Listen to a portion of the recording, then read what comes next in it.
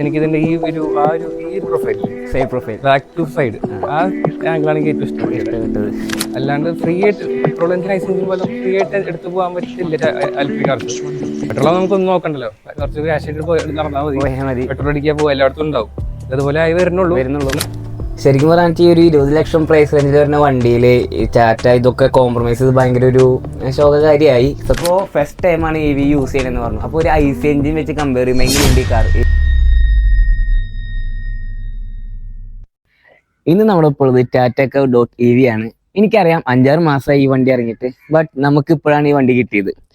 And എൻ്റെ audience മിക്കവരും എന്താ പറയുക 18 വയസ്സ് തൊട്ട് 24 വയസ്സുള്ളവരാണ്. എല്ലാവർക്കും EVs എന്ന് പറഞ്ഞാൽ അത്യാവശ്യം ഹെയ്റ്റ് ആയിട്ടുള്ള ഒരു സംഭവമാണ്. ബട്ട് പറഞ്ഞിട്ട് കാര്യമില്ല, ഇപ്പം എല്ലാ കമ്പനീസും എന്താ പറയുക നമ്മുടെ EVസിലേക്ക് ടേൺ ഓൺ ചെയ്തുകൊണ്ടിരിക്കുകയാണ്. So future is EV guys, നമ്മളത് ആക്സെപ്റ്റ് ചെയ്തേ പറ്റൂ. എല്ലാം കാസും ഇനി EV ആയിരിക്കും ഉണ്ടാവുക. അപ്പോൾ നമുക്ക് ഇന്ന് ഈ കാറിൻ്റെ റിവ്യൂ, ഒരു ചെറിയൊരു റിവ്യൂ എന്താണെന്ന് വെച്ചാൽ 5-6 മാസമായി യൂട്യൂബിൽ ഒരുപാട് അധികം റിവ്യൂസ് എടുക്കുന്നുണ്ട്. അപ്പോൾ ഞാൻ വലിയൊരു റിവ്യൂ ചെയ്തിട്ട് വലിയ കാര്യമില്ല. സോ ചെറിയൊരു റിവ്യൂ, അതുപോലെ തന്നെ ഇതിൻ്റെ ഒരു യൂസർ എക്സ്പീരിയൻസ് ആണ് നമ്മൾ ഇന്ന് കാണാൻ പോകുന്നത്. സോ ഹലോ നമസ്കാരം, എൻ്റെ പേര് Dominic Palathingal and you are watching car story by Dominic.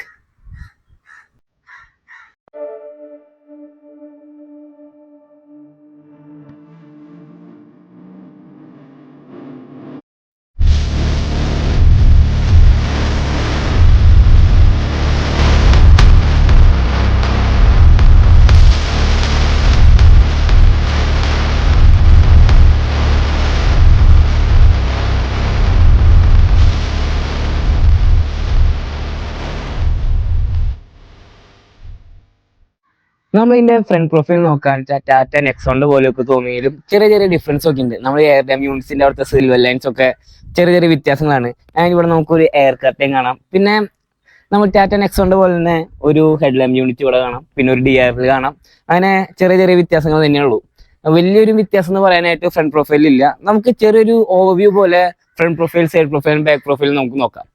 നമ്മൾ ഈ സൈഡ് പ്രൊഫൈൽ നോക്കാൻ ചേറ്റായി നമ്മൾ ശ്രദ്ധിക്കുക എലോയ് തന്നെയാണ്. ഫുൾ ക്ലോസ്ഡ് ആയിട്ടുള്ള എയറോഡൈനാമിക്സിന് കൂടുതൽ ഇമ്പോർട്ടൻസ് കൊടുത്തിട്ടുള്ള ഒരു എലോയ് ആണ് നമുക്ക് കൊടുത്തേക്കുന്നത്. ആൻഡ് അതിന്റെ മേലെ ഒരു ക്ലാഡിങ് കാണാം. ഈ ക്ലാഡിങ് ഇതേപോലെ തന്നെ ബാക്കിലോട്ട് നീണ്ടു പോയിട്ടുണ്ട്. അത്യാവശ്യം വലിയൊരു ക്ലാഡിങ് ആണ്, ബട്ട് ഇതൊരു വൃത്തികേടായിട്ട് ഇതിന് തോന്നുന്നില്ല. നല്ലൊരു ഡിസൈൻ വൈസ് നോക്കാൻ വെച്ചാൽ നല്ലൊരു ഭംഗിയുണ്ട്. ആൻഡ് നമ്മളിവിടെ വരുമ്പോൾ ഒരു .TV കാണാം. ഈ .TV എന്ന് പറയുമ്പോൾ നമ്മുടെ ടാറ്റയുടെ ഇലക്ട്രിക്കൽ വെഹിക്കിൾസിന് എല്ലാം കൊടുത്തേക്കുന്ന ഒരു പേരാണ് ഈ .TV. എല്ലാം ടാറ്റയുടെ എല്ലാം വെഹിക്കിൾസ് കണ്ട ടിയാഗോ .TV, നെക്സോൺ .TV എന്ന് നമുക്ക് കാണാം. പിന്നെ നമ്മൾ വരുമ്പോൾ ഇവിടെ മിറേഴ്സ് ഫുള്ള് ബ്ലാക്ക് ആൻഡ് ചെയ്തിട്ടുണ്ട്. അതുപോലെ തന്നെ ടേണിംഗ് ഇൻഡിക്കേറ്റേഴ്സ് കൊടുത്തിട്ടുണ്ട്. പിന്നെ നമ്മുടെ 360 ക്യാമറയുടെ ഒരു മൊഡ്യൂളും കൊടുത്തിട്ടുണ്ട്. പിന്നെ നമുക്ക് ഡോർ ഹാൻഡിൽ വരുമ്പോൾ door handle fresh type door handles ആണ് കൊടുത്തേക്കുന്നത്. ഇതും ഇതിന് എയറോഡൈനാമിക്സ് ഇമ്പ്രൂവ് ചെയ്യാനായിട്ട് കൊടുത്തേക്കുന്ന ഒരു ഡോർ ഹാൻഡിൽസ് ആണ്. പിന്നെ ഇതിന്റെ BPLS നോക്കുമ്പോൾ മാറ്റ് ബ്ലാക്ക് ചെയ്തിട്ടുണ്ട്. ആൻഡ് നമുക്കിങ്ങനെ പിന്നിലോട്ട് വരുമ്പോൾ C-പില്ലർ എന്ന് പറയാൻ പറ്റില്ല, പിന്നെ ഒഴുകി വരുന്ന ഒരു എന്താ പറയാ കൂപ്പേ ഡിസൈൻ ആയതുകൊണ്ട് തന്നെ പുതിയൊരു ഡിസൈനാണ് SUV കൂപ്പേ. അതിങ്ങനെ ഒഴുകി എടുക്കുന്ന ഒരു C-പില്ലർ ആണ് കാണുന്നത്.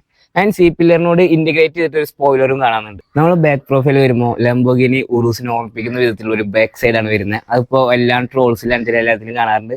ബട്ട് നമ്മളെ ടാറ്റനെ വെച്ച് നോക്കുമ്പോൾ നല്ലൊരു ഡിസൈൻ തന്നെയാണ്. ഭയങ്കര ഫ്യൂച്ചറിസ്റ്റിക് ആയിട്ടുള്ള ഒരു ഡിസൈൻ വന്നിട്ടുണ്ട്. ആൻഡ് നമ്മൾ നേരത്തെ പറഞ്ഞു ഒരു ഇന്റഗ്രേറ്റഡ് സ്പോയിലർ ഉണ്ട്. ആൻഡ് ഒരു ഷാർക്ക് ഫിൻ ആന്റിന കൊടുത്തിട്ടുണ്ട്. പിന്നെ നമ്മൾ അടിക്ക് വരുമ്പോൾ ഒഴുകി ഇറങ്ങുന്ന ഒരു ഗ്ലാസ്. എനിക്ക് തോന്നുന്നു ഈ ഗ്ലാസ്സിൽ അധികം വിസിബിലിറ്റി ഭയങ്കര രീതിയിൽ കുറവായിരിക്കും കൂപ്പേ ഡിസൈൻ ആയതുകൊണ്ട് തന്നെ. പിന്നെ ഭയങ്കര കട്ട് ആൻഡ് ക്രീസ് ആയിട്ടുള്ള നല്ല ഒരു വെറൈറ്റി ഡിസൈനാണ് കൊടുത്തേക്കുന്നത്. ആൻഡ് നമ്മൾ ഇതിൻ്റെ അടിയിലേക്ക് വരുമ്പോൾ തന്നെ നമുക്ക് ഇതിൻ്റെ ഗ്രൗണ്ട് ക്ലിയറൻസ് കാണാം. 190 mm ആണ് ഇതിൻ്റെ ഹൈറ്റ് വരുന്നത്. അതുപോലെ തന്നെ നല്ല രീതിക്ക് നമ്മുടെ കേരളത്തിൽ റോഡിൽ ഓടിക്കാൻ പറ്റുന്ന ഒരു കാർ തന്നെയാണ്. പിന്നെ എപ്പച്ച് ആംഗിളും ഡിപ്പാച്ച് ആംഗിളും ഒക്കെ അത്യാവശ്യം ഉള്ളതുകൊണ്ട് തന്നെ അത്യാവശ്യം കുഴപ്പമില്ലാത്ത രീതിയിൽ ഓഫ് റോഡ് കൊണ്ടുപോകാം. ഇതിൻ്റെ മോട്ടർ അത്ര പവർഫുൾ ആയതുകൊണ്ട് അത്യാവശ്യമൊക്കെ കയറി പൊക്കോളും. വീൽ സ്പിന്നൊക്കെ ഉണ്ടാവും ഇലക്ട്രിക് വെഹിക്കിൾ ആയതുകൊണ്ട്, ബട്ട് അത്യാവശ്യം കുഴപ്പമില്ലാത്ത കുന്നും മലയൊക്കെ ഇത് കയറുന്നതായിരിക്കും. ഇതൊക്കെയാണ് ഈ കേവിനെ കുറിച്ച് ചെറിയൊരു ഓവർവ്യൂ, ഒരു വാക്ക് അറൗണ്ട് വീഡിയോ പോലെ നമ്മൾ ഇതിൻ്റെ പുറമെ നിന്ന് കാണുമ്പോൾ എന്തൊക്കെയാണെന്നുള്ള ഒരു ചെറിയൊരു ഓവർവ്യൂ ആണ് ഈ കേവിനെ കുറിച്ച് ഞാൻ പറഞ്ഞത്. അപ്പോൾ നമ്മൾ ഏറ്റവും കൂടുതൽ വെയിറ്റ് ചെയ്തിരിക്കുന്നത്, നിങ്ങളും വെയിറ്റ് ചെയ്തിരിക്കുന്നത് ഇതിൻ്റെ യൂസർ റിവ്യൂ ആയിരിക്കും. എങ്ങനെയുണ്ട് ഇത് യൂസ് ചെയ്തിട്ട്? 5 മാസമായി ഈ കാർ ഇറങ്ങിയിട്ട്. അപ്പോൾ ഇത്ര നാളായിട്ട് എന്തൊക്കെ കംപ്ലയിൻസ് ആണ് വന്നേക്കുന്നത് എന്നുള്ളതൊക്കെ നമുക്ക് അറിയണമെങ്കിൽ ഇതിൻ്റെ യൂസറിനെ തന്നെ വിളിക്കണം. ബട്ട് ഈ കാർ എടുത്തിട്ട് അധികം നാളായിട്ടില്ല. നമ്മുടെ നമ്പർ പ്ലേറ്റ് രജിസ്ട്രേഷൻ കണ്ടാൽ തന്നെ അറിയാം. ഇതിൻ്റെ കൂടുതൽ ഡീറ്റെയിൽസ് അറിയാനായിട്ട് ഇതിൻ്റെ ഓണർ നമുക്ക് ക്ഷണിക്കാം. ഹലോ, ബ്രോയുടെ പേരും ഒക്കെ പറഞ്ഞൊന്ന് പരിചയപ്പെടുത്തിക്കോ. ഓക്കെ, എൻ്റെ പേര് ജോയ്സ്. ഞാൻ ഇലക്ട്രിക് റേസിൽ BCom ഫൈനൽ ഇയർ പഠിക്കണം. അപ്പോൾ നമുക്ക് ഇങ്ങനെ അറിയാവുന്നത് യൂസർ റിവ്യൂ ആണ്. അത് എടുത്തിട്ട് എത്ര നാളായി? ഇപ്പൊ എടുത്തിട്ട് രണ്ടാഴ്ച കഴിഞ്ഞിട്ടുള്ളൂ. ഓക്കെ, അപ്പൊ ഇതിന് മുന്നേ EV യൂസർ ആയിരുന്നോ? ഇല്ല, ഫസ്റ്റ് ടൈമാണ് EV യൂസ് ചെയ്യണത്. ഓക്കെ, പെട്രോൾ അടിച്ച് എടുത്തിട്ടാണ് EVയിലേക്ക് മാറാന്ന് വിചാരിച്ചത്. ഓക്കെ. ഇതുവരെ ഹാപ്പിയാണ്, അത്യാവശ്യം ഹാപ്പിയാണ്. അപ്പോൾ ഫസ്റ്റ് ടൈമാണ് EV യൂസ് ചെയ്യണമെന്ന് പറഞ്ഞു. അപ്പോൾ ഒരു IC എഞ്ചിൻ വെച്ച് കമ്പയർ ചെയ്യുമ്പോൾ എങ്ങനെയുണ്ട് ഈ കാർ? ഇതിന്റെ ഒരു ഇനീഷ്യൽ പുള്ളിങ്ങും കാര്യങ്ങളും? മെയിനായിട്ട് ഇനീഷ്യൽ പുള്ളിംഗ് ആണ് വ്യത്യാസം വരാം. നല്ല രീതിക്കുണ്ട് അത് നമ്മൾ. പക്ഷെ ഞാൻ കൂടുതൽ എക്കോയിലാണ് ഓടിക്കണത്. കാരണം എക്കോയിലാണ് നമ്മൾ പറയണ മൈലേജ് കിട്ടുള്ളൂ, റേഞ്ച് കിട്ടുള്ളൂ. സിറ്റിയിൽ ഓടിച്ചാലും കൺസോളിൽ ഇപ്പോൾ ഒരു 250 ഒക്കെ കാണിച്ചാലും 200 ഒക്കെ പ്രതീക്ഷിച്ചാൽ മതി. എക്കോയിൽ ഓടിച്ചാൽ ഓക്കെയാണ്. 250-300 വരെ റേഞ്ച് കിട്ടണം. അതുകൊണ്ട് ഞാൻ എക്കോയിൽ ഓടിച്ചുകൊണ്ട് എക്കോന്റെ പ്രശ്നം അതാണ്, നമുക്ക് ഇനീഷ്യലിൽ കയറി ഓവർടേക്ക് ചെയ്യാനൊക്കെ ബുദ്ധിമുട്ടാണ്. വേറെ എല്ലാം കൊണ്ടും ലാഗ് വരുന്നുണ്ടോ? അത് ആക്സിലേറ്റർ ലാഗില്ല, പുള്ളിങ് കുറവാ എക്കോല്. ഓവർടേക്ക് ചെയ്യുമ്പോൾ മാത്രം. പക്ഷെ ഒന്ന് എടുത്ത് തുടങ്ങിയാൽ പിന്നെ ഓക്കെയാണ്. അതുകൊണ്ട് ഞാൻ മാക്സിമം ഓടിക്കുന്ന എക്കോലാണ്. മൈലേജ് 250 ഒക്കെയാണ് കിട്ടുക. അപ്പൊ ഇത് ഏതാണ് മോഡൽ വരുന്നത്? Accomplished S+. രണ്ട് മോഡൽ വേരിയന്റ് ഉള്ളത്, സൺറൂഫ് ഉള്ളതും ഇല്ലാത്തതും. സൺറൂഫ് ഉള്ള വേരിയന്റ് ആണ്. കമ്പനി പറയണത് ഇത് 45 വാട്ടിന്റെ ബാറ്ററി വരുന്നുണ്ട്. ഇത് 45 ആണ്. കമ്പനി പറയുന്ന റേഞ്ച് ഒരു 500 ഒക്കെയാണ് കമ്പനി പറയണത്. എനിക്ക് മാക്സിമം ഒരു 280 വരെ കിട്ടിയിട്ടുണ്ട്. എക്കോല് നല്ല രീതിക്ക് ഓടിച്ചാൽ കിട്ടും. രണ്ടാഴ്ച ഇത് എടുത്തിട്ട് വല്ല ലോങ് വലുതും പോയോ? ലോങ് അതിരപ്പള്ളി പോയി. ഓക്കെ, പോകാൻ പറ്റിയിട്ടില്ല. ലോങ് പറയാൻ പറ്റില്ല, നമ്മൾ തൃശ്ശൂർ തന്നെയാണ്. അധികം എക്സ്പ്ലോർ ചെയ്യാൻ പറ്റിയില്ല. പക്ഷേ ഞാൻ എന്റെ കോളേജ് ഞാൻ വീട്ടിലൂടെയാണ്, എന്റെ വീട് തൃശ്ശൂരാണ്. അതുകൊണ്ട് ഡെയിലി ഒരു 50 കിലോമീറ്റർ എങ്ങനെ പോയാലും ഡ്രൈവ് ഉണ്ട്. അപ്പോൾ ഡെയിലി യൂസിൽ എങ്ങനെയാണ്? സാറ്റിസ്ഫൈഡ് ആണോ? അതെ, ഡെയിലി യൂസിൽ ഭയങ്കര സാറ്റിസ്ഫൈഡ് ആണ്. അപ്പോൾ മൈലേജ് അല്ലാതെ എന്താണ് ഇതിൽ പ്ലസ് പോയിന്റ് ആയിട്ട് തോന്നിക്കുന്നത്? ആയതുകൊണ്ട് തന്നെ പെട്രോൾ അടിക്കണ്ട, ഒരു അഡ്വാൻറ്റേജ് തന്നെയാണ്. കാരണം നമുക്കൊന്നും നോക്കാണ്ട് പിന്നെ എടുത്ത് പോകാൻ പറ്റും. പിന്നെ സോളാർ കൂടി ആയതുകൊണ്ട് നമുക്കിപ്പോൾ കോസ്റ്റ് വരില്ല. പിന്നെ 6 months ടാറ്റയില് ഷോറൂമിൽ നമുക്ക് ഫ്രീ ആയിട്ട് ചാർജ് ചെയ്യാൻ പറ്റും. 6 months മാക്സിമം യൂട്ടിലൈസ് ചെയ്യാം. പിന്നെ വണ്ടി ഡ്രൈവേഴ്സ് പോയിന്റ് ഓഫ് വ്യൂ നോക്കുമ്പോൾ നല്ല കംഫർട്ടബിൾ ആണ്. നല്ല വണ്ടി ഭയങ്കര സ്മൂത്ത് ആണ്, ബോഡി റോൾ ഇല്ല. പിന്നെ നല്ല സസ്പെൻഷൻ, അടിപൊളി സസ്പെൻഷൻ. അപ്പോൾ എന്തെങ്കിലും പറയണം, സസ്പെൻഷൻ ഫസ്റ്റ് ഒരു കംപ്ലൈന്റ് എനിക്ക് തോന്നിയിരുന്നു. അത് പറഞ്ഞപ്പോൾ അവര് ശരിയാക്കി ജസ്റ്റ് ഓക്കെ തന്നിട്ടുണ്ട്. അതിപ്പോ ഇപ്പോൾ സസ്പെൻഷൻ പറ്റിയാണ്. ഡ്രൈവേഴ്സ് പോയിന്റ് ഓഫ് വ്യൂ അടിപൊളിയാണ്. പക്ഷെ നമ്മൾ റിയറിലേക്ക് വരുമ്പോൾ മാത്രമാണ് ചെറിയ സ്പേസ് കുറച്ച് കുറവാണ്. സ്പേസ് കുറച്ച് അവർ കോമ്പൻസേറ്റ് ചെയ്തിട്ടുണ്ട്. കൂപ്പി ഡിസൈൻ ആയതുകൊണ്ടായിരിക്കാം. അത് കുറച്ച് ഇറക്കി. ബൂട്ട് സ്പേസ് ഭയങ്കര വലുതാണ്, 500 ലിറ്റർ ഉണ്ട്. ബൂട്ട് സ്പേസ് അവർ കുറച്ച് ഇറക്കി ലെഗ് സ്പേസ് കൂട്ടിയതെങ്കിൽ നല്ലൊരു ഓപ്ഷൻ ആയി തന്നെ. പിന്നെ ഇതിന്റെ എന്തായാലും ടാറ്റ ആയതുകൊണ്ട് 5 സ്റ്റാർ റേറ്റിംഗ് കാര്യങ്ങളൊക്കെ ഉണ്ട്.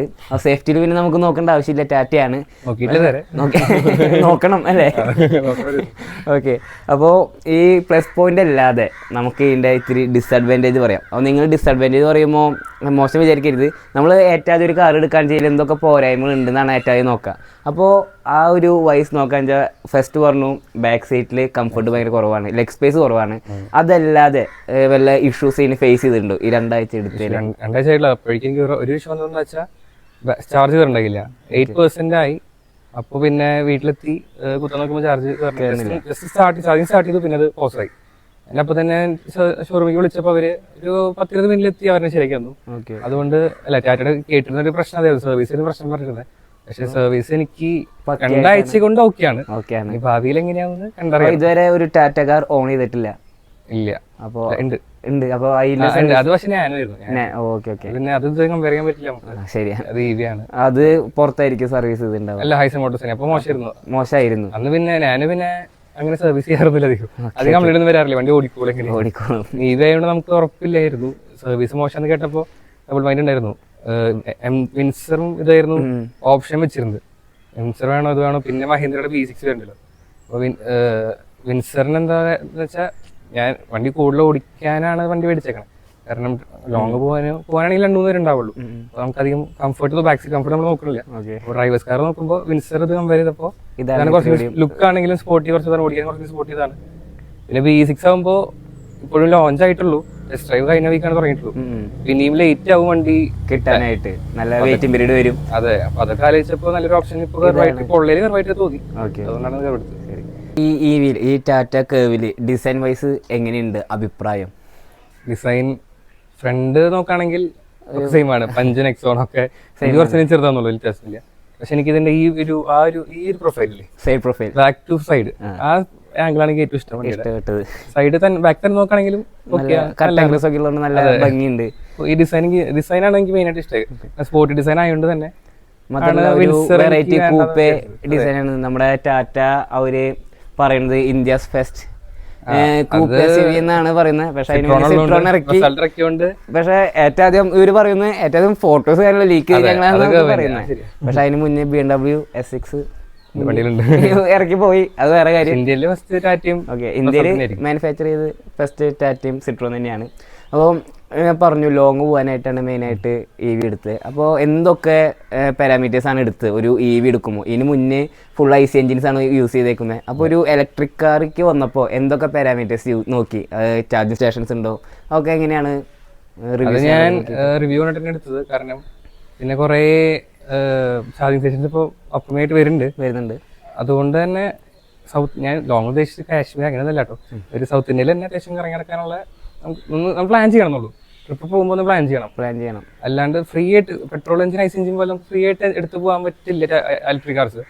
നമ്മളൊന്ന് പ്ലാൻ ചെയ്യണം. എവിടെ സ്പോർട്സ് ഉണ്ട് അതൊക്കെ ഒന്ന് നോക്കി വെച്ച് പോയാൽ ഓക്കെയാണ്. ഞാൻ അധികം ലോങ് പോയിട്ടില്ല. അത് ഇന്ന് എക്സ്പീരിയൻസ് ചെയ്യണം.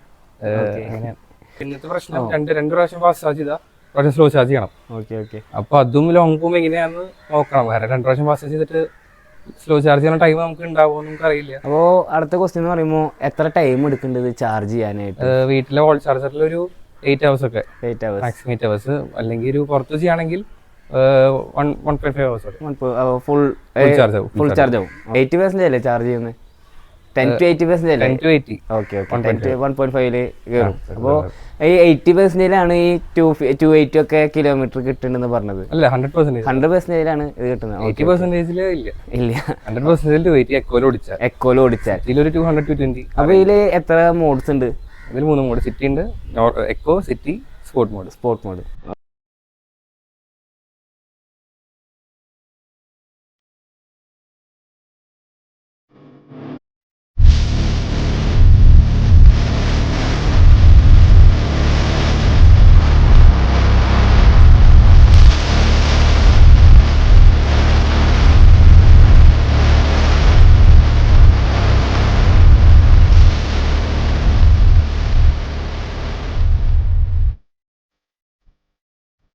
നമ്മളിതിൻ്റെ ഇന്ത്യയിലേക്ക് വരുമ്പോൾ ഇതിൽ ഇങ്ങനെ ഫാമിലി യൂസ് ആയിട്ടാണ് നമ്മൾ കാർ മേടിച്ചേക്കുന്നത്. അപ്പോൾ ഇതിൽ കയറാനുള്ള ബുദ്ധിമുട്ട്, ഹൈറ്റ് കാര്യങ്ങളൊക്കെ ഉള്ളതുകൊണ്ട് കയറാനുള്ള ബുദ്ധിമുട്ടൊക്കെ എങ്ങനെയാണ്? കയറാൻ ഓക്കെയാണ്, കുഴപ്പമൊന്നുമില്ല. പക്ഷെ നേരത്തെ പറഞ്ഞ പോലെ ബാക്ക് സീറ്റിലാണ്, റോയിലാണ് കുറച്ച് സ്പേസ് അത്ര കുറവാണ്. പിന്നെ ഫ്രണ്ടിലൊക്കെ ഓക്കെയാ, എല്ലാം ഓക്കെയാണ്. പിന്നെ ഇത് ഫാമിലി കാറായിട്ട് യൂസ് ചെയ്യാൻ പറ്റുന്ന വെച്ചാൽ ചെറിയ ഫാമിലിക്കൊക്കെ ഓക്കെ. പക്ഷെ എന്റെ വീട്ടിൽ എല്ലാവർക്കും കുറച്ച് ഹൈറ്റ് ഉണ്ട്. അതുകൊണ്ട് 4 പേര് ഒരുമിച്ച് പോകുമ്പോൾ കുറച്ച് കിഡ്സ് ഉണ്ട്. അതുകൊണ്ട് നമ്മള് ഇതിന്റെ സ്പേസ് നോക്കുമ്പോൾ ഇവിടെ ചെറിയ ചെറിയ സ്പേസുകൾ ഭയങ്കര കുറവായിട്ടാണ് എനിക്ക് തോന്നിയത്. അപ്പൊ അതെങ്ങനെയുണ്ട്? സ്റ്റോറേജ് എനിക്ക് എന്തായാലും മറ്റാരും കോംപ്രമൈസ് ചെയ്ത് എനിക്ക് മനസ്സിലാവില്ല. സ്റ്റോറേജ് കുറച്ച് മോശമാണ്. ഇപ്പൊ കപ്പ് ഹോൾഡർ ഇല്ല. പിന്നെ മൊബൈൽ ഹോൾഡേഴ്സ് ആണെങ്കിലും ഇവിടെ മാത്രമാണ് ഒരു ഹോൾഡർ കാണുള്ളൂ. ഇതൊരു വയർലെസ് ചാർജ് ആണ്. പിന്നെ സ്റ്റോറേജ് സ്പേസ് ഫ്രണ്ടിലായാലും ബാക്കിലായാലും സ്റ്റോറേജ് കുറച്ച് കുറവാണ്. പിന്നെ ഞാൻ ആംറസ്റ്റിന്റെ നോക്കിയപ്പോഴും ഒരു സൺഗ്ലാസ് വെക്കാനുള്ള ഒരു സ്പേസ് ആണ് ഉള്ളൂ. ശരിക്കും പറയാൻ ഈ ഒരു 20 ലക്ഷം പ്രൈസ് റേഞ്ചിൽ വരുന്ന വണ്ടിയിൽ ടാറ്റ ഇതൊക്കെ കോംപ്രമൈസ് ചെയ്ത് ഭയങ്കര ഒരു ശോകകാരിയായി. സത്യം പറഞ്ഞാൽ അത്യാവശ്യം ഞാൻ നോക്കുമ്പോൾ തന്നെ കാണാൻ നമുക്ക് അധികം സ്റ്റോറേജ് സ്പേസ് ഇല്ല. സ്റ്റോറേജ് പക്ഷെ ആകെ ഉള്ളത് അത്യാവശ്യം ഈ ഗ്ലോ ബോക്സ്. ഓക്കെ, അത് മാത്രമല്ല കൂൾ ബോക്സും കൂടി ആയതുകൊണ്ട് തന്നെയാണ് കൂടുതൽ ബോട്ടിൽസും കാര്യങ്ങളൊക്കെ വെക്കാനായിട്ട് ഇത്തിരി സ്പേസ് കൊടുത്തേക്കുന്നത്. ഒരു അംബ്രല്ല ഹോൾഡർ വരുന്നുണ്ട് ഇവിടെ. ഓക്കെ, അംബ്രല്ല നമുക്ക് ചെറിയ അംബ്രല്ല വെക്കാൻ പറ്റുള്ളൂ ഇവിടെ. അംബ്രല്ല കാറിന്റെ ഒപ്പം കിട്ടുന്നില്ല. കാറിന്റെ ഒപ്പം കിട്ടുന്നില്ല. ഹോൾഡർ 2 സൈഡിലും കൊടുത്തിട്ടുണ്ട്. പക്ഷെ അത് ചെറിയ 3 ഫോൾഡ് 5 ഫോൾഡിലൊക്കെ വെക്കാൻ മാക്സിമം പറ്റുള്ളൂ. ഓക്കെ, അപ്പോ യൂസ് ചെയ്തിട്ടുണ്ടോ ഇതുവരെ? ഇല്ല, എന്റെ വീട്ടിൽ 5 ഫോൾഡ് ഇല്ലാത്തതുകൊണ്ട്. പിന്നെ എനിക്ക് ചോദിക്കാനുള്ളത് ഇതിന്റെ ഫീച്ചേഴ്സ് വൈസ് എങ്ങനെയുണ്ട് കാറ്? ഈ ഒരു പ്രൈസ് റേഞ്ചിന് അത്യാവശ്യം മാക്സിമം ഫീച്ചേഴ്സ് കയറ്റിയിട്ടുള്ളൂ. കാരണം 360 ആണെങ്കിലും സ്ക്രീൻ അടിപൊളി സ്ക്രീനാണ്. നല്ല റെസല്യൂഷൻ ഉണ്ട്. ഹാർമന്റെ സ്ക്രീനാണ് വരുന്നത്. പിന്നെ 360 ഉണ്ട്, ആപ്പിൾ കാർപ്ലേ, ആൻഡ്രോയിഡ് ഓട്ടോ. അങ്ങനത്തെ ഈ ഒരു സെഗ്മെന്റിൽ എല്ലാ വണ്ടികളിലും കണ്ടിട്ടില്ല എന്നാണ് ഒരു അറിവ്. എല്ലാം വയർലെസ് ആണ്, അടിപൊളിയാണ്. പിന്നെ ടാറ്റയുടെ തന്നെ ആപ്പ് ഉണ്ട്, RK.TV. അങ്ങനെ പിന്നെ സ്പീക്കേഴ്സ് പറ്റി എന്തെങ്കിലും പറയേണ്ടതുണ്ട്. കാരണം JBL-ന്റെ 8 സിസ്റ്റം സ്പീക്കറാണ് വരുന്നത്. അടിപൊളി സ്പീക്കറാണ്, നല്ല ക്രിസ്റ്റൽ ക്ലിയർ സൗണ്ടാണ്. അത് വീട് ഹൈക്രോസും ഉണ്ട്. ഹൈക്രോസിന് ഇത്ര സ്പീക്കർ നല്ല സ്പീക്കറുള്ള സ്ക്രീനും അല്ല, ആവറേജ് എന്ന് പറയാൻ പറ്റുള്ളൂ. പക്ഷെ ഇതില് സ്പീക്കറും സ്ക്രീനും ഫീച്ചേഴ്സ് ആയാലും ഒക്കെ അടിപൊളിയാണ്. പിന്നെ ഇവരെ ടെക് എന്ന് പറയുമ്പോൾ TCS ഉള്ളതുകൊണ്ട് ഇവർക്ക് തന്നെ ഫുള്ള് ഇതാക്കാം. പിന്നെ ഇതിന്റെ അപ്ഡേഷനും കാര്യങ്ങളൊക്കെ ഇതുവരെ ഒന്നുണ്ടാവില്ല എന്നറിയാം. വന്നിട്ടുണ്ടായിരുന്നു, ഇന്നലെ ഒരു അപ്ഡേഷൻ നമുക്ക് ആപ്പിലാണ് ചെയ്യാവുന്നുള്ളൂ. അപ്പൊ അത് ചെയ്യാനായിട്ട് അല്ല ഫോണൊക്കെ അല്ല കാശൊക്കെ ഇപ്പൊ ഫോൺ പോലെ ആയി അപ്ഡേറ്റ് ചെയ്യാ അങ്ങനത്തെ. അപ്ഡേറ്റ് വലിയ മേജർ അപ്ഡേറ്റ് ഒന്നും ജസ്റ്റ് മൈനർ അപ്ഡേറ്റ് വന്നു ചെയ്തു. അതിൽ വലിയ വ്യത്യാസം എനിക്ക് ഇതുവരെ കണ്ടിട്ടില്ല. ഇതിന്റെ ടോപ്പ് മോഡല് ഇതിനകത്ത് ഇത്തിരി വലിയൊരു സ്ക്രീനാണ് വരുന്നത്. ആ ഒരു വ്യത്യാസം ടോപ്പ് തമ്മിൽ വ്യത്യാസം വരുന്നത്. പിന്നെ സീറ്റ് പറയണം ഒരു വെന്റിലേറ്റർ അല്ല, ടോപ്പ് മോഡൽ മാത്രമാണ്. അത് എംപവേർഡ് ആണ് വരുന്നത്. എംപവേർഡിൽ മാത്രമാണ് അതിൽ അഡാസും വരും, അഡാസും വെന്റിലേറ്റർ സീറ്റ്സ് വരും. അതാണ് ഇന്റീരിയറിൽ വ്യത്യാസം വരുന്നത്. ഓക്കെ. പിന്നെ ഇതിന്റെ ഞാൻ നേരത്തെ പറയാൻ വിട്ടുപോയി, ഫ്രണ്ടില് ചാർജർ ഓട്ടോമാറ്റിക് ആയിട്ട് ക്ലോസിങ് ഇതിനില്ലേ? ഓക്കെ. അപ്പൊ സ്വിച്ച് ഇതാണ് ഓഫ് ചെയ്യണം. ഓഫ് ചെയ്യണം. അതെനിക്കൊരു കുറച്ചൊരു പ്രശ്നമായിട്ട് തോന്നുന്നു സത്യം പറഞ്ഞാൽ. നമ്മള് പോയിട്ട് സ്വിച്ച് നോക്കിയിട്ട് അപ്പൊ തന്നെ ഓപ്പൺ ആവണമെന്നില്ല. അപ്പൊ സ്വിച്ച് നോക്കും, പോയി നോക്കും ഓപ്പൺ ആയോ. ഇതിന് ക്ലോസ് ചെയ്യാനായിട്ട് തന്നെ പിന്നെ അൺപ്ലഗ് ചെയ്യാനായിട്ട് നമ്മൾ ഈ ബട്ടൺ വെക്കണം, അല്ലെങ്കിൽ ലോക്ക് ഉള്ളതുകൊണ്ട് പൊട്ടിപ്പോകും. അപ്പൊ സംഭവം ഓട്ടോമാറ്റിക് ആണ് സൗകര്യം, അതുള്ളത് തന്നെയാണ്. പക്ഷെ പാനലാകുമ്പോ നമുക്ക് ഉറപ്പ് വരുത്താം. ഇത് സ്വിച്ച് നേക്കാ പോയി നോക്കാം, വീണ്ടും സ്വിച്ച് അതിനെ തുറന്നു നോക്കിയിട്ട് വേണം ചെയ്യാൻ. അങ്ങനത്തെ ഒരു പ്രശ്നം ഓട്ടോമാറ്റിക്കിനുണ്ട്. പിന്നെ ഇതൊക്കെ ടച്ചാണ് വരുന്നത്. അതില് വല്ല റെസ്പോൺസ് ഇല്ലാതെയോ? റെസ്പോൺസ് കൂടിയതിനെ പ്രശ്നമുള്ളൂ. നമ്മളിങ്ങനെ AC പൊട്ടാൻ നോക്കുമ്പോ AC ഓഫ് ആയി പോകും അറിയാണ്ട്. നമ്മള് ടച്ചിൽ തന്നെ എല്ലായി അൺലോക്ക് ചെയ്യാനായാലും എല്ലാത്തിനും ടച്ച് വരുന്നോണ്ട് ഒരു ബുദ്ധിമുട്ടുണ്ട്. വലിയ ബുദ്ധിമുട്ട് പറയാൻ പറ്റില്ലെങ്കിൽ ഒരു ബുദ്ധിമുട്ട് ഇടയ്ക്ക് തോന്നാറുണ്ട്. പിന്നെ ആ കൂടിയുള്ള 2 ടോഗിൾ സ്വിച്ച് കൊടുക്കുന്ന AC-യുടെ ടെമ്പറേച്ചർ കൂട്ടാനും കുറയ്ക്കാനായിട്ട്, പിന്നെ ഫാൻ്റെ ഇത് മാത്രമാണ് ആ ഒരു സ്വിച്ച് കൊടുത്തിട്ടുള്ളൂ. പിന്നെ നമ്മൾ ഈ ഒരു കൺസോളിലേക്ക് വരുമ്പോൾ ഇവിടെ സിറ്റി എക്കോ സ്പോർട്ട് മോഡ് മാറ്റാൻ ഒരു റോട്ടർ സ്വിച്ച് കൊടുത്തിട്ടുണ്ട്. പിന്നെ ഞാൻ കേട്ടിട്ടുണ്ട് ഇതിൽ പാർക്ക് ഇട്ട ഓട്ടോമാറ്റിക് ആയിട്ട് ഇലക്ട്രോണിക് ബ്രേക്ക് ഓൺ ആവുന്നത്. പിന്നെ മാനുവലായിട്ട് ചെയ്യേണ്ട ആവശ്യമില്ല. ഇന്നത് അതുകൊണ്ട് മറക്കാൻ ഒരു പ്രശ്നം വരുന്നില്ല. ഇപ്പൊ നമ്മള് മറ്റേ ഹാൻഡ് ബ്രേക്ക് ആണെന്ന് എന്തായാലും നമ്മള് ഇടും, പക്ഷെ ഇത് സ്വിച്ച് നമ്മള് ചിന്തിക്കില്ല. അപ്പൊ ഇത് നല്ലൊരു ഫീച്ചർ ആയിട്ട് തോന്നുന്നുണ്ട്. പിന്നെ അതിന്റെ ഗിയർ നോബ് ആണെച്ചാലും നല്ല വെറൈറ്റി. ഇലക്ട്രിക്കല് എനിക്ക് ഇതിൽ ഇഷ്ടമായത് തന്നെയാണ് ഗിയർ നോബ്. ഇതിലാണ് ഇത് സെലക്ട് ചെയ്യുന്നത്. കുറച്ചെങ്കിലും ഒരു നല്ലൊരു വണ്ടി ഓടിക്കുന്ന ഒരു ഫീൽ കിട്ടുന്നുണ്ട് ഇത് ഗിയർ. ഓക്കെ. അപ്പൊ പിന്നെ നമ്മൾ സ്റ്റിയറിംഗ് വരുമ്പോൾ ഇവിടെ ക്രൂസ് കൺട്രോൾ കാര്യങ്ങളൊക്കെ വരുന്നുണ്ട്. ഇവിടെ വോളിയം ബട്ടൺ കാര്യങ്ങളൊക്കെയാണ്. സ്റ്റിയറിംഗും അത്യാവശ്യം നല്ലൊരു പ്രീമിയം ഫീൽ ഉണ്ട്. നല്ലൊരു ഫ്ലാറ്റ് ബോട്ടം സ്റ്റിയറിംഗ് കൊടുത്തിട്ടുണ്ട്. പിന്നെ ഇതിന്റെ വേരിയൻസ് വരുമ്പോൾ വൈറ്റും ബർഗണ്ടിയും മാത്രമേ വരുന്നുള്ളൂ. അതെ, എക്കംലിസ്റ്റിൽ വരുന്ന burgundy full option empowered. Next option വരുന്നതാണ് വൈറ്റ് വരുന്നത്. ബർഗണ്ടിയാണ് എനിക്ക് കുറച്ചുകൂടി പ്രീമിയം ഫീൽ ഉണ്ടാകും. മാത്രമല്ല കാലൊക്കെ സൂക്ഷിച്ച് വെക്കണം. ഇതാകുമ്പോ ചെളിയിലൊന്നും ക്ലീൻ ആക്കാൻ മുഷിയില്ല പെട്ടെന്ന്. വൈറ്റ് ആകുമ്പോ ഇതാണ്. അതുകൊണ്ട് ഞാൻ ബർഗണ്ടിയാണ് പോലെ പ്രിഫർ ചെയ്യുക. എക്കംലിസ്റ്റിൽ നെക്സ്റ്റ് ഓപ്ഷനിൽ കൂടി ബർഗണ്ടി ഒരു ഓപ്ഷൻ ആയിട്ട് കൊടുക്കണവര്. അല്ലാണ്ട് അതിൽ വൈറ്റ് മാത്രമാകുമ്പോ ആൾക്കാരെ ഓപ്ഷൻ കിട്ടുന്നില്ല. ഓക്കെ. ബാക്കിലേക്ക് വരുമ്പോ എന്റെ ഒരു ഹൈറ്റ് ആണിച്ചാ ഞാൻ 5'6" ആണ്. 5'6" ആണിച്ചാ എനിക്ക് വലിയൊരു ലെഗ് സ്പേസിന് പ്രോബ്ലം വരുന്നില്ല. പിന്നെ ഇവിടെ ആണിച്ചാലും എനിക്ക് അത്യാവശ്യം നല്ല സ്പേസ് ഉണ്ട്. ഇവിടെ സ്കൂപ്പ് ചെയ്ത് കളഞ്ഞിട്ടുണ്ട്. ഒരു കർവ് ഡിസൈൻ തന്നെയാണ്, കർവ് എന്ന് പറയുന്ന പോലെ. അപ്പൊ ബ്രോഡ് ഹൈറ്റ് എത്രയാണ്? 6'1" ആണ്. 6'1". അപ്പൊ ആ ഒരു ഹൈറ്റിൽ വെച്ച് നോക്കുമ്പോ ആണ് കാല് വെക്കാനൊക്കെ ഓക്കെയാണ്. ഞാൻ കുഴപ്പമൊന്നും പറയുന്നില്ല. പക്ഷെ ലോങ് പോകുമ്പോ ഒന്ന് കാല് നിവർത്തി വെക്കാൻ പറ്റില്ല എന്നുള്ളൂ. അല്ലാണ്ട് കാല് തട്ടുന്ന പ്രശ്നം എനിക്ക് തോന്നിയിട്ടില്ല. അതുപോലെ തന്നെ ഫ്രണ്ടിലത്തെ പോലെ ഒരു തൈ സപ്പോർട്ട് കാര്യങ്ങളൊന്നും കുറവാണ്. പിന്നെ ബാക്കിലെ സ്പേസ് നോക്കുമ്പോൾ മെയിൻ ആയിട്ട് പറയാനുള്ളത് ഈ ഹാൻഡ് റെസ്റ്റ് കപ്പ് ഹോൾഡർ തന്നെയാണുള്ളൂ. പിന്നെ ഈ സൈഡിലാണെച്ചാലും ബോട്ടിലും കാര്യങ്ങളൊന്നും എന്തായാലും വെക്കാൻ പറ്റില്ല. അത് AC-ന്റെ ബാക്കിലും സ്പേസും കാര്യങ്ങളില്ല. അപ്പോൾ സ്പേസ് ഞാൻ നേരത്തെ പറഞ്ഞ പോലെ സ്റ്റോറേജ് ഭയങ്കര കുറവാണ്. ബട്ട് സേഫ്റ്റി വെച്ച് നോക്കുമ്പോൾ 6 എയർ ബാഗ്സ് കാര്യങ്ങളൊക്കെ വരുന്നുണ്ട്. പിന്നെ പെനോരമിക് സൺറൂഫാണ് വരുന്നത്. നമുക്ക് ഇതിൽ ഏറ്റവും കൂടുതൽ അഡ്വാൻറ്റേജ് എന്ന് പറഞ്ഞാൽ പെട്രോൾ അടിക്കണ്ട എന്നുള്ളത് തന്നെയാണ്. ആ ഒരു പോയിന്റ് ഓഫ് വ്യൂ നോക്കുമ്പോൾ ഭയങ്കര ഒരു ലാഭം തന്നെയാണ്. പിന്നെ ഈ ഒരു പ്രൈസ് റേഞ്ചിൽ ഈ ഒരു കാറായിട്ട് ബ്രോ സാറ്റിസ്ഫൈഡ് ആണോ? അതെ, ഞാൻ സാറ്റിസ്ഫൈഡ് ആണ്. കാരണം ഇലക്ട്രിക് കാർസിന് എന്തായാലും ഒരു റേഞ്ച് വരുന്നുണ്ട് എന്തായാലും. പിന്നെ പെട്രോൾ നോക്കണം. ഞാൻ ഇലക്ട്രിക് തന്നെയാണ് മൈൻഡിലായിരുന്നു. അപ്പൊ ഓപ്ഷൻസ് വെച്ച് നോക്കുമ്പോൾ വിൻസർ, നെക്സോൺ ഒക്കെയാണ് ഈ ഒരു ഏതാണ്ട് വരുന്നത്. അതിലെനിക്കിപ്പോ ബെസ്റ്റ് ഓപ്ഷൻ സെവനായിട്ട് തോന്നുന്നത്. അത്യാവശ്യം പ്രീമിയം ഫീൽ ഉണ്ട് വണ്ടിക്ക്. പിന്നെ എല്ലാത്തും പാർട്സ് നല്ല ക്വാളിറ്റി ഉണ്ട് വണ്ടിക്ക്. ടാറ്റയുടെ പണ്ടത്തെ പോലെ അല്ല, ക്വാളിറ്റി നന്നായി. സർവീസ് ആണെങ്കിലും സർവീസ് എനിക്ക് 2 ആഴ്ച എക്സ്പീരിയൻസ് ഉള്ളൂ. പക്ഷെ ഞാൻ കുറച്ച് ഈ അടുത്തെടുത്ത ആൾക്കാരാണെങ്കിലും അവരോട് ചോദിച്ചിട്ടാണ് എടുത്തത് വണ്ടി. എന്റെ 2-3 പരിചയക്കാരുണ്ട്. അപ്പൊ അവർ അത്യാവശ്യം 1 lakh പ്ലസ് ഓടിച്ച ആൾക്കാരാണ് നെക്സോണൊക്കെ. അപ്പൊ അത് വെച്ച് നോക്കും. അവർക്ക് പറഞ്ഞു ഇതൊരു തൃശ്ശൂരിലെ സർവീസ് സെന്റേഴ്സ് നല്ലതാണ്. ചാലക്കുടി അത്ര നല്ലതെന്നാണ് ഞാൻ കേട്ടത്. തൃശ്ശൂരായി നമുക്ക് തൃശ്ശൂരേ കൊടുക്കുള്ളൂ. അതുകൊണ്ട് സൗകര്യം. പിന്നെ അത്യാവശ്യം കുഴപ്പമില്ലാതെ ശരിക്കും ആൾക്കാര് ഇലക്ട്രിക് കാർ എടുക്കുന്നത് തന്നെ സിറ്റി യൂസിന് വേണ്ടിയാണ്.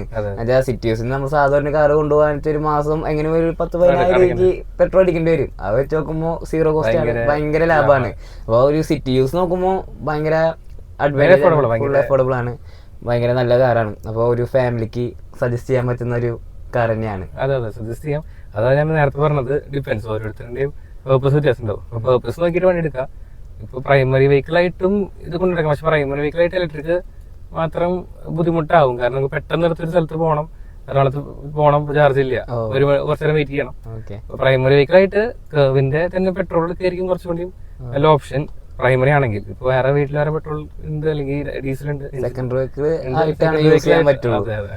പെട്ടെന്ന് ഒരു എമർജൻസി വന്നാൽ നമുക്ക് ചാർജ് പെട്ടെന്ന് എമർജൻസി വന്നു. ഇപ്പൊ ഒരു എറണാകുളം പോകണം അല്ലെങ്കിൽ എവിടെയെങ്കിലും പോകണം, ഇപ്പൊ ചാർജ് ഇല്ലെന്ന് പറഞ്ഞാൽ 1 മണിക്കൂർ വെയിറ്റ് ചെയ്ത് നിൽക്കാനുള്ള സമയം ഉണ്ടാവില്ല. അതൊരു പ്രശ്നം തന്നെയാണ്. അത് മാറ്റം വരും എന്തായാലും. കുറച്ചുകൂടി ഫാസ്റ്റ് ആക്കുന്നുണ്ട്, പെട്ടെന്ന് ചാർജിങ് സ്റ്റേഷൻസ് കൂട്ടുന്നുണ്ട്. അപ്പൊ അതൊക്കെ ഒരു മാറ്റം വരും. തുടങ്ങിയിട്ടുള്ളൂ.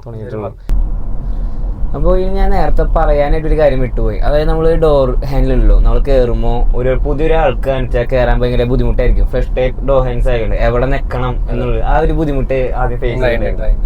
അതിപ്പോ വേറെ ആൾക്കാർ വണ്ടി കയറാൻ നോക്കുമ്പോൾ അവർക്ക് തുറക്കാൻ പറ്റി അറിയണം. നമുക്ക് നമ്മുടെ ആൾക്കാർക്ക് അറിയാം, അവർക്ക് കുഴപ്പമില്ല. പക്ഷെ കുറച്ച് പറയാനുള്ളവരൊന്നും ചെയ്യുമ്പോൾ ഞാൻ തന്നെ പോയി തുറക്കുന്ന അവസ്ഥ 2 പ്രാവശ്യം ഉണ്ടായിട്ടുണ്ട്. ഇത് എവിടെയാ പോലെ തുറക്കാൻ അപ്പൊ ഞാൻ തന്നെ പോയി തുറന്നു കൊടുക്കണം. അതുപോലെ തന്നെ വൈകുന്നേരങ്ങളിൽ അതിന് ലൈറ്റ് ഉണ്ട്. അത് നല്ലൊരു ഫീച്ചറാണ് സത്യം പറഞ്ഞാൽ ലൈറ്റ് ഉള്ളത്. അതുകൊണ്ട് തന്നെ ബുദ്ധിമുട്ട് എല്ലാവർക്കും വരില്ല. അത് നമുക്ക് തപ്പുണ്ട്, എവിടെയാണ് തപ്പുണ്ട, ലൈറ്റ് ഉള്ളതുകൊണ്ട് കണ്ടുപിടിക്കാൻ. പിന്നെ ഇതിന്റെ സ്റ്റീറിംഗ് റെസ്പോൺസ് ഒക്കെ എങ്ങനെയുണ്ട്? പസാട്ട് ഒരു ജർമ്മൻ കാർ ഓടിച്ചപ്പോ ആ ഒരു ഫീലിംഗ് കിട്ടുന്നുണ്ട് അതില്. EV ആയാലും എഞ്ചിൻ കാർ ആണെങ്കിലും സ്റ്റിയറിംഗ് എനിക്ക് വലിയ ഡിഫറൻസ് തോന്നിയിട്ടില്ല. ബാക്കി ഗിയർ ഷിഫ്റ്റിംഗിലാണ്, ഇതിനിപ്പോ ഗിയറേ ഇല്ലല്ലോ. ഇലക്ട്രിക് ആകുമ്പോ ഓട്ടോമാറ്റിക് ആകുന്നില്ല, ഇലക്ട്രിക് ആകുമ്പോൾ ഗിയറേ ഇല്ലാത്തതുകൊണ്ട് നമുക്ക് ആ ഒരു ഡിഫറൻസ് ഒക്കെ ഓടിക്കുമ്പോൾ ഫീൽ ചെയ്യും. ഷിഫ്റ്റ് ആവുന്ന ഫീൽ, ആ ഒരു ഫീൽ കിട്ടില്ല. അത് വിചാരിച്ച ആരും ഇലക്ട്രിക് എടുക്കരുത്. ഓട്ടോമാറ്റിക് ആൾക്കാർക്ക് ഇതില്ല, സൗണ്ട് ഇല്ല, ആ ഒരു ഷിഫ്റ്റ് ചെയ്യുന്ന ഫീൽ ഇല്ല എന്ന് പറഞ്ഞാൽ കൂടുതൽ ആൾക്കാർ കംപ്ലൈന്റ് പറഞ്ഞിട്ടാണ് കൂടുതലും ഇലക്ട്രിക് ഹേറ്റേഴ്സ് ആയത്. അപ്പോൾ സത്യം പറയാന്ന് വെച്ചാൽ ഞാനും ഒരു ലോങ് യൂസിന് വേണ്ടി ഇലക്ട്രിക് ഒരിക്കലും പ്രിഫർ ചെയ്യില്ല. അതായത് നോർത്ത് ഭാഗത്തൊക്കെ ആയിട്ട് ഇനി ഫ്യൂച്ചറിൽ എന്തായാലും മാറ്റം വരും. പക്ഷെ ഇപ്പൊ നമ്മൾ നോക്കാന്ന് വെച്ചാൽ ആ ഒരു ട്രിപ്പ് പോകാനൊക്കെ ആയിട്ടാണ് വെച്ചാലും ഇലക്ട്രിക് എടുക്കുന്നത് അത്ര ഇതല്ല. ബട്ട് നിങ്ങൾ സിറ്റി യൂസർ ആണ്, നിങ്ങൾക്ക് ഒരു മാസം ഇങ്ങനെ ഒരു 1000 കിലോമീറ്ററോളം ഒരു മാസം ട്രാവൽ വരുന്നുണ്ടെങ്കിൽ നിങ്ങൾ ഏറ്റവും ബെസ്റ്റ് ഓപ്ഷൻ എന്ന് പറയാന്ന് വെച്ചാൽ ഇലക്ട്രിക് തന്നെയാണ്. നമുക്കിപ്പോ ഡ്രൈവ് എത്ര ഇല്ലെങ്കിൽ തന്നെ നമ്മൾ ഇലക്ട്രിക് കയ്യിലിരിക്കുമ്പോ വെറുതെ പോകും. ഇപ്പൊ തന്നെ 1300+ ആയി, 2 ആഴ്ച ആയിട്ടുള്ളൂ. വെറുതെ വണ്ടി ഓടിച്ചോണ്ടിരിക്കാണ്. നമുക്ക് പിന്നെ ഡാറ്റ ഫ്രീ ആയിട്ട് ചാർജിങ് തരുന്നതുകൊണ്ട് 6 മാസം കൊണ്ട് നമ്മൾ യൂട്ടിലൈസ് ചെയ്യുന്നുണ്ട്. അതൊക്കെ നല്ലതാണ്. ഇലക്ട്രിക്കിന്റെ ഒരു യൂസ് ലോങ്ങിൽ മാത്രമേ നമുക്കൊരു കൺസേൺ വരുള്ളൂ. എവിടെ ചാർജ് ചെയ്യും, ടൈം എത്ര എടുക്കും, അതൊക്കെ ഇതുവരെ എക്സ്പീരിയൻസ് ചെയ്തിട്ടില്ല. ഇനിയിപ്പോ പോകെ അതും ചെയ്യണം. അപ്പൊ പിന്നെ ഇതിന്റെ സീറ്റിന്റെ എർഗണോമിക്സും കാര്യങ്ങളൊക്കെ ഡ്രൈവ് ചെയ്യുമ്പോൾ നേരത്തെ സ്റ്റാർട്ടിങ്ങിൽ പറഞ്ഞു ഡ്രൈവേഴ്സ് കാർ പോലെ നമുക്ക് യൂസ് ചെയ്യാം. എന്നുവെച്ചാൽ ഡ്രൈവിംഗിന്റെ പോയിന്റ് ഓഫ് വ്യൂ ഭയങ്കര ഇതാണെന്ന് പറഞ്ഞു. അപ്പോൾ അത്രയും നല്ലൊരു കംഫർട്ടാണ് തരുന്നത്. ഞാൻ ഇതുവരെ ഇലക്ട്രിക് വെഹിക്കിൾസ് ഓടിച്ചിട്ടില്ല, അതാണ് ചോദിക്കുന്നത്. ഞാനും ഫസ്റ്റ് ടൈമാണ് ഓടിക്കുന്നത്. ഇതാണ് എന്റെ ആദ്യത്തെ ഇലക്ട്രിക് കാർ ഓടിക്കുന്നതും. അപ്പോ കംഫർട്ടൊക്കെ പക്കയാണ്. മെയിനായിട്ട് കംഫർട്ടിന് യൂസ് ചെയ്യാം. ഇലക്ട്രിക് ആണെങ്കിലും നമ്മൾ ഓട്ടോമാറ്റിക് യൂസ് ചെയ്യുന്നവർക്ക് മനസ്സിലാക്കാവുന്നുള്ളൂ. കാരണം സിറ്റിയിൽ ഈ ട്രാഫിക്കിലേക്ക് പോകുമ്പോൾ ഗിയർ മാറ്റിരിക്കേണ്ട, അത് ഓട്ടോമാറ്റിക് ആയാലും ഇലക്ട്രിക്കലും സെയിം തന്നെ. അപ്പൊ അതുകൊണ്ട് നല്ലതാണ്. കാരണം ഭയങ്കര കംഫർട്ടാണ്. സീറ്റ് ആയാലും കുഴപ്പമൊന്നുമില്ല, അടിപൊളിയാണ്. ഞാൻ പ്രിഫർ ചെയ്യാം എന്തായാലും. നമ്മൾ ബാറ്ററിയുടെ ആ ഒരു ഭാഗത്ത് പോകാന്ന് വെച്ചാൽ അറിയാം, എഞ്ചിനല്ല, ഒരു ബാറ്ററി, വലിയൊരു ബാറ്ററിയാണ്, ഒരു പ്ലാറ്റ്ഫോം ബാറ്ററിയാണ് വരുന്നത്. അപ്പൊ ഇതിന്റെ വാറന്റി കാര്യങ്ങളൊക്കെ എങ്ങനെയാണ്? ബാറ്ററി 7 വർഷം വാറന്റി ആയിട്ട് കമ്പനി പറയുന്നുണ്ട്. റീപ്ലേസ്മെന്റ് ആണ് 7 വർഷം. അത് ഇപ്പോഴത്തെ റേറ്റ് വെച്ച് ബാറ്ററിക്ക് ഒരു 3 lakhs 4 lakhs ഒക്കെ വരുന്നുണ്ട്. പക്ഷെ കമ്പനി പറയണത് 7 വർഷം കഴിഞ്ഞാൽ അത് മാറ്റം വരും, ഇനിയും കുറയും. അതുകൊണ്ട് കുഴപ്പമുണ്ടാവില്ല പറയണത്. ഇനി 7 വർഷത്തേക്ക് എന്തായാലും സേഫ് ആണ്. ഇനിയിപ്പോ റീസെയിൽ വാല്യൂ കാര്യങ്ങളൊന്നും നമുക്ക് അറിയില്ല, എങ്ങനെയാന്ന് അറിയില്ല. അത് മാർക്കറ്റിൽ ഇറങ്ങുമ്പോഴാണ് അതിന്റെ കാര്യം അറിയുള്ളൂ. കാരണം അവർക്ക് മേടിക്കാർക്ക് ഒരു കൺസേൺ ഉണ്ടാവുമല്ലോ. 5 വർഷം വണ്ടി 5 വർഷം വിൽക്കുമ്പോ 2 വർഷത്തിലുള്ള ബാറ്ററി ഇടതുള്ളൂ. ഞാൻ കംപ്ലൈന്റ് ആയാൽ അവര് 3 ലക്ഷം കൊടുത്ത് അവര് മാറ്റം എന്ന് പറഞ്ഞാൽ അവർക്ക് ബുദ്ധിമുട്ടാണ്.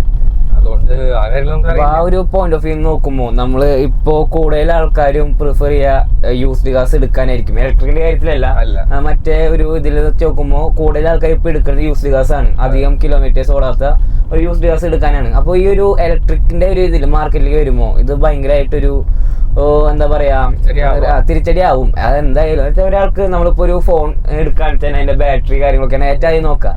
അത് ഭയങ്കര വലിയൊരു കൺസേൺ തന്നെയാണ്. അപ്പൊ ആ ഒരു പോയിന്റ് ഓഫ് വ്യൂ നോക്കുമ്പോ ഒരാൾ സെക്കൻഡ് ഹാൻഡ് ഒരു കാർ എടുക്കാനായിട്ട് പ്രിഫർ ചെയ്യും. ഇപ്പൊ തന്നെ ഞാൻ ഇപ്പോഴത്തെ ഒരു അവസ്ഥയിൽ പ്രിഫർ ചെയ്യില്ല. അതിൽ 1-2 വർഷം പഴകിയ വണ്ടിയാണെങ്കിൽ കുഴപ്പമില്ല. കാരണം ഇനി 5 വർഷം കിട്ടുന്നുണ്ട്, കുഴപ്പമില്ല. ഡിപ്രീസിയേഷൻ കഴിഞ്ഞിട്ട് നോക്കുകയാണെങ്കിൽ കുഴപ്പമില്ല. പക്ഷെ ഒരു 5-6 വർഷം കഴിഞ്ഞൊരു വണ്ടി എടുക്കുമ്പോ നമ്മളൊന്ന് ആലോചിക്കും. കാരണം കംപ്ലൈന്റ് ആയാൽ നമ്മളത് റിപ്പയർ ചെയ്യണം. റീപ്ലേസ് ചെയ്യണം. അപ്പോ അത് ബുദ്ധിമുട്ടാണ്. അപ്പോ ഇപ്പോഴത്തെ ഇതിലെ അവസ്ഥ ആലോചിക്കില്ല. പക്ഷെ കുറച്ചുകൂടി കഴിഞ്ഞാൽ ബാറ്ററീസ് ഇലക്ട്രിക് കാർസ് അറിയുമ്പോൾ ബാറ്ററിയുടെ വില സ്വാഭാവികമായി സസ്പെൻഷൻ കുഴപ്പമില്ല. ബാറ്ററിയുടെ വില സ്വാഭാവികമായി കുറയേണ്ടതാണ്. അപ്പൊ ഓക്കെ ആവണം എന്നാണ് തോന്നുന്നത്. ഓക്കെ, അപ്പൊ ആ ഒരു പോയിന്റ് ഓഫ് വ്യൂ ഒന്നും കുഴപ്പമില്ല. നമുക്ക് ഇതിന്റെ സ്പീഡ് ഒന്ന് ചെക്ക് ചെയ്യാം. ഏറ്റവും ആദ്യം എക്കോയിൽ ഇട്ടിട്ട് നമുക്കൊന്ന് ആക്സലറേഷൻ നോർമൽ എത്ര വരെ കയറും? ഒരു 120 വരെ കയറും. പക്ഷെ അത് ടൈം എടുക്കും. ഇനീഷ്യൽ ഫുള്ള് കുറച്ച് കുറവാണ്. എന്നാലും നമുക്ക് ഡെയിലി യൂസിന് എക്കോ ആണ്. എക്കോ ധാരാളമാണ്. ആവശ്യത്തിന് പവർ എക്കോ തന്നെ ഉണ്ട്. ഇനീഷ്യൽ ഫുള്ള് കുറവുണ്ടെന്നുള്ളൂ. എന്നാലും ഡീസന്റ് ആണ്. ഞാൻ എക്കോലാണ് പറയുന്നത്. എക്കോലാണ് കൂടുതൽ ഞാൻ ഡ്രൈവ് ചെയ്ത എക്കോ തന്നെയാണ്. അത്യാവശ്യം ആവശ്യം വന്നാൽ മാത്രം സിറ്റിയിലുള്ളൂ, അത്രേ ഉള്ളൂ. നമുക്ക് സ്പോർട്സ് ഇല്ല. ഇപ്പൊ കേവാണ്.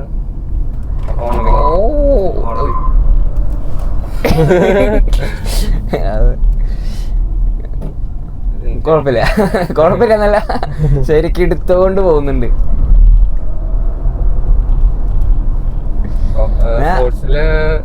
സിറ്റിയിൽ നമുക്ക് ഒരു 160 വരെ കയറും. എത്തിയിട്ടുള്ളൂ. പിന്നെ എനിക്ക് പറ്റിയില്ല. അധികം ട്രൈ ആക്കിയിട്ടില്ല. ഞാൻ ഇതിന് മുന്നേ ഇലക്ട്രിക് എന്ന രീതിയിൽ ഓടിച്ചത് ഇലക്ട്രിക് സ്കൂട്ടേഴ്സ് ആണ്. അപ്പൊ അത് വെച്ച് നോക്കുമ്പോൾ എനിക്ക് സാധാരണ സ്കൂട്ടിയിൽ നിന്ന് പെട്ടെന്ന് എന്റെ കയ്യിൽ നിന്ന് പോണ പോലെ തോന്നി. ആക്സിലേറ്റർ കൊടുക്കുമ്പോൾ സാധാരണ ഒരു ഇതിൽ നിന്ന് പെട്ടെന്ന് പോണ പോലെ തോന്നി. പക്ഷെ ഒരു കാർ ഓടിച്ചപ്പോൾ എനിക്ക് സാധാരണ ഒരു ഓട്ടോമാറ്റിക് കാർ ഓടിക്കണ പോലെ തന്നെയാണ് ഫീൽ ചെയ്തത്. ഇതിലെ ആ ഒരു വ്യത്യാസം നമ്മൾ സ്പോർട്ടിൽ ചവിട്ടും ആ ഒരു ഇനീഷ്യൽ പുള്ളിങ്ങിലാണ് മെയിനായിട്ട് എനിക്ക് വ്യത്യാസം തോന്നിയത്. ബട്ട് ഓടിക്കുന്ന ഒരു പോയിന്റ് ഓഫ് വ്യൂ നോക്കുമ്പോൾ നല്ലൊരു രസം തന്നെയാണ് ഇത് ഓടിക്കാനായിട്ട്. പിന്നെ ഇതിൽ നമ്മൾ പെട്ടെന്ന് ശ്രദ്ധിക്കുക, ഈ സ്റ്റിയറിംഗിന്റെ പിന്നിൽ ഒരു പെഡൽ ഷിഫ്റ്റ് പോലത്തെ 2 സാധനങ്ങളുണ്ട്. അത് ശരിക്കും ഒരു റീജനറേറ്റീവ് ബ്രേക്ക് സിസ്റ്റം ആണ്. ഇതിൽ L1 എന്ന് പറയുമ്പോൾ നമ്മൾ ആക്സിലേറ്റർ എടുക്കുമ്പോൾ അധികം ഒരു ഫീൽ ഉണ്ടാവില്ല. ബട്ട് L2 ഇടുമ്പോൾ ഇത്തിരി കൂടിയും നമുക്ക് ഫീൽ കിട്ടും. ആൻഡ് L3 ഞാൻ ഈ വളവ് കഴിഞ്ഞിട്ട് L3 ഇട്ട് കാട്ടിത്തരാം.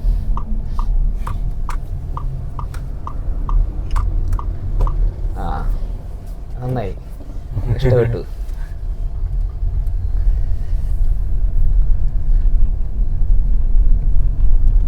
ഇപ്പോൾ L3 കിടക്കുന്നത്.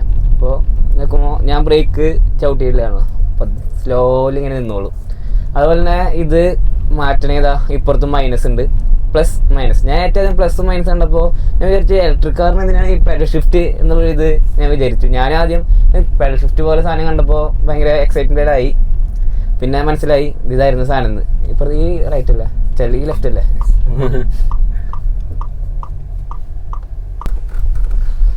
ആൻഡ് സസ്പെൻഷൻ വൈസ് നോക്കുമ്പോൾ നല്ലൊരു സസ്പെൻഷൻ തന്നെയാണ്. ഇവിടെ ഈ കുഴി കണ്ടാൽ അറിയാം, കുഴിയല്ല കിണറാണ് അത്. നമ്മുടെ 17 ഇഞ്ച് വീലാന്ന് പറഞ്ഞാൽ ഈ 17 ഇഞ്ച് വീല് പകുതിയോളം ആ കുഴിയിലാണ് കിടക്കുന്നത്. അപ്പോൾ ആ ഒരു പോയിന്റ് ഓഫ് വ്യൂ നോക്കുമ്പോൾ ശരി, സാധാരണ ഇപ്പോൾ ഇതിൽ പോകുന്നേക്ക് ഒരു കുലുങ്ങാണെന്ന് വിചാരിക്കുമോ ഇത് വലിയ ഇതില്ലാന്ന്. സാധാരണ ഒരു കാറിൽ പോയി അറിയാം എന്ത് വലിയ കുഴിയാന്നുള്ളതും ഇതിന്റെ സസ്പെൻഷൻ എന്ത് നൈസാന്നുള്ളതും. അതെ, ഞാൻ നേരത്തെ പറഞ്ഞു കുഴിയല്ല കിണറാണ്. അതുകൊണ്ട് അതിൽ ചാടുമ്പോൾ തന്നെ ഒരു ചെറിയ കുഴിയിൽ വീഴുന്ന ഒരു ഫീലുള്ളൂ. അപ്പോൾ നമ്മള് ചെറിയ ഒരു ഇതിൽ വീഴുമ്പോൾ ശരിക്കും സത്യം പറഞ്ഞാൽ ചാടുന്ന പോലും അറിയുന്നില്ല. അത്രയും നല്ലൊരു സസ്പെൻഷനാണ് ഇതിൽ വരുന്നത്. ഇന്നത്തെ വീഡിയോ എന്ന് പറയുമ്പോൾ ഇത്ര തന്നെ ഉള്ളൂ. ഇതിൻ്റെ ചെറിയൊരു ഓവർവ്യൂ ആൻഡ് യൂസർ എക്സ്പീരിയൻസ്. അത്യാവശ്യം നല്ല രീതിക്ക് തന്നെ അധികം യൂസർ എക്സ്പീരിയൻസ് നമ്മൾ പറഞ്ഞിട്ടുണ്ട്. കൂടുതൽ നെഗറ്റീവായി പോയോ എന്നൊരു സംശയം ഉണ്ടെങ്കിലും അത് ചെറിയ ചെറിയ പോരായ്മകളാണ് നമ്മൾ പറഞ്ഞത്. നെഗറ്റീവായിട്ട് പറഞ്ഞല്ല, ഇനി എടുക്കാൻ താല്പര്യമുള്ളവർക്ക് ഇതൊക്കെ കണ്ടിട്ട് വേണം എടുക്കാനായിട്ട്. അപ്പോൾ പിന്നെ നമുക്ക് ഇന്ന് ഈ വണ്ടി തന്ന നമ്മുടെ ബ്രോ ജോയ്സിന് നമുക്ക് ബേസിൽ യൂണിവേഴ്സിറ്റി അപ്പോൾ ഒരുപാട് നന്ദി. പിന്നെ നമ്മളെ ജോയ്സിന്റെ വീട്ടിൽ വെച്ച് തന്നെ നമ്മൾ ഷൂട്ട് ചെയ്തത്. അപ്പോൾ ബ്രോയുടെ ഫാമിലി എന്തൊക്കെയാണ് ചെയ്യുന്നത് നമ്മളെ പ്രേക്ഷകർക്ക് ഒന്ന് പറഞ്ഞു കൊടുത്തു.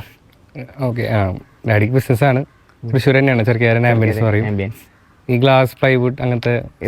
അപ്പോൾ എന്തുണ്ടെങ്കിലും നമുക്ക് കോണ്ടാക്ട് ചെയ്യാവുന്നതാണ്. കേട്ടോ, പേടല്ല, നമ്മുടെ ഫ്രണ്ടിന്റെ ഒരു കാർ വരുമ്പോൾ നമ്മളും അങ്ങോട്ടൊരു ഉപകാരം ചെയ്യണല്ലോ. അപ്പോൾ എന്തുണ്ടെങ്കിലും വരാവുന്നതാണ്. അവിടെ മെയിൻ ആയിട്ട് ഗ്ലാസ് പ്ലൈവുഡ്, വീട്ടിലേക്ക് ആവശ്യമുള്ള വീടിലേക്ക് ആവശ്യമുള്ള എല്ലാ കാര്യങ്ങളും ഉണ്ട്. ഡോ ഹാൻഡ്സിൽ എല്ലാം ഉണ്ട്. അപ്പോൾ ആവശ്യമുള്ള കോൺടാക്ട് ചെയ്യാൻ ഞാൻ കോൺടാക്ട് നമ്പറൊക്കെ ഡിസ്ക്രിപ്ഷൻ ബോക്സിൽ ആഡ് ചെയ്യാം. അപ്പോൾ അതെ, അടിയിൽ. Thank you. ഓക്കെ.